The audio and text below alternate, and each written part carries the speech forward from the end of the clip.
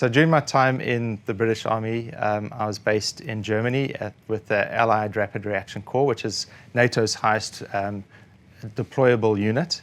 We were scheduled to go into Afghanistan to take over the operations that were happening in Afghanistan. So the very first day I arrived in Afghanistan, we got flown in with one of the Hercules airplane, got taken to our camp, and my first night there, we arrived at night, and I just got to sleep. And as I got to sleep, a rocket came in between our shipping container where we were sleeping and the shipping container next to us. It missed us by about 60 centimeters, my head, about 60 centimeters across. And that was my first day in Afghanistan. It didn't let up from there. And you can walk down the street without wondering who would attack you. About 5 or 6 times where the convoy I was traveling in was attacked. My vehicle itself was hit by a suicide bomb. 19 people were killed around us. A lot of just violence and chaos that was happening. And in amongst that, because I was there to do humanitarian aid, we were trying to convince the local population what we were doing there was for their benefit and to help them. Because we were also working in a NATO environment, there were 36 different nationalities in our headquarters. So we had 1,000 officers and soldiers. My small unit, we were 27 officers. Just in that unit, we have 19 different countries. So that's 19 different cultures, 19 different languages, 19 different ways of doing things that we had to try and navigate through and understand each other. And one of the things I learned most about in that time was not to be prejudiced, not to have assumptions. We had to find the common goal, the common strategy, and all work towards that. One of the other challenges that we faced was the number of conflicting agendas. And that could be also the people we were working with. So a country might have a political agenda of why they were in Afghanistan, and that agenda would dictate how they would work. And there were other agendas outside. There were agendas from some of the stakeholders that we worked with, the politicians. Sometimes a government official would also be a warlord. Because I was based in the NATO headquarters in Afghanistan and Kabul, we covered the whole country. And there was a lot of information that was coming in. And one of the challenges we had was to try and filter this information. We had about 16,000 people that we had that were working for non-governmental organizations in Afghanistan in that time, and we had to make sure that they were kept safe. The information that we got, some of it was good, some of it was really bad, and you had to learn how to filter what was useful and what wasn't useful, and also maintaining a level of calm with people who have been attacked. So my team was often on telephones or radios to try and calm people down, to let them know that we were on our way and to navigate them to safety. So one of the first things that we learned at the Military Academy Sandhurst was planning. And we go through a process of helping people think through a chaotic situation. And the process is called a combat estimate. A combat estimate teaches you how to think through chaotic situations. When the bullets are flying and there's a lot of chaos around you, you need to be able to have your thoughts structured. And you start off by asking yourself a number of questions and finding those answers in the situation. So one of the questions would be, what is my situation? And the second question would be, what do I have to do in the situation?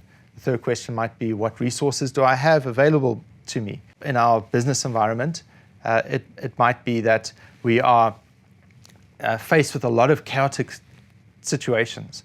And I would advise to start, before you get into the chaotic situations, to formulate some way of working through, to create a plan.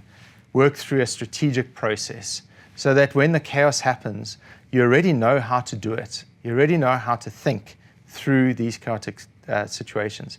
Your thoughts aren't influenced by the chaos around you.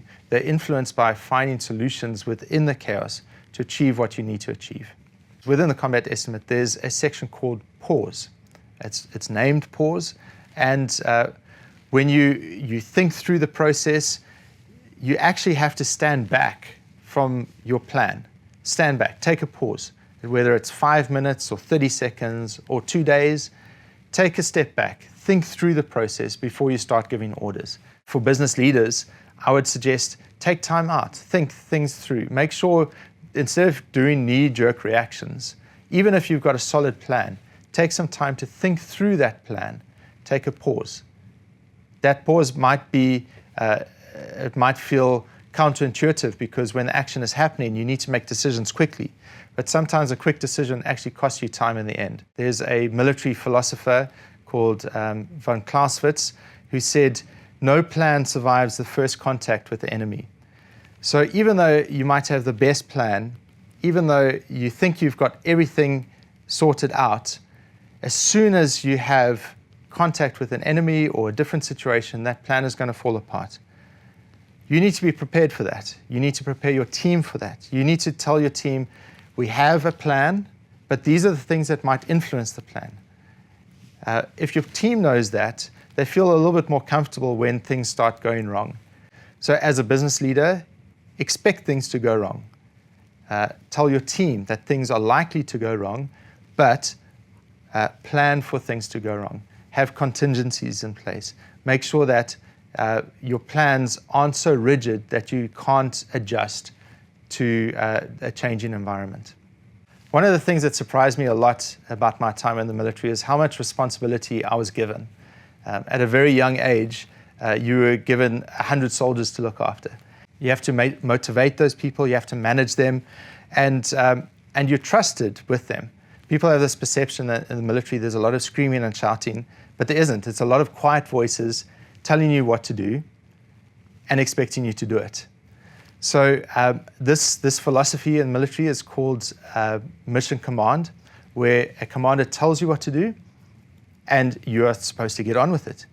So you should know exactly what your commander is wanting of you, and you should know where your position is, and anticipate, use initiative. Think about what they're trying to achieve and how you can support them. So that is managing up, and managing down, you would have want to create the same culture in those below you. So don't micromanage. Don't spend a lot of time checking how people are working. Rather, empower them to work confidently. In a business context, we're often faced with very difficult decisions. We have to think about right or wrong, morality. And when we're faced with these situations, it is not the right time to think that through at that point. In the fog of war, in the fog of chaos, you can't always think straight. You can't always rely on your decision-making at that point. So make your decision beforehand. Are you going to do business in this type of way? Are you going to accept these people as your suppliers or these people as your customers? Think about how you're going to react to certain situations that may be unethical or ethical. Already make your decision, already have your rules of engagement in place. One of my most memorable moments in Afghanistan was a picture taken by a friend of mine, and we were in a camp, and in this camp that we were in, this camp had been attacked every day for 3 months, sometimes 2 or 3 times a day. And the picture that my friend took, I was sleeping in the hammock, and behind me you can see a whole lot of bullet marks on the wall from all the battles that had happened in this camp. And why I love this picture so much is in amongst the chaos and the violence and all of that, there was a moment of peace. And I can only attribute that to God. That God brought me peace in that time. And so for a business leader faced with chaos, faced with uncertainty, feeling overwhelmed, I would say find your source in God. And then God will give you guidance and He will look after you. That is His promise.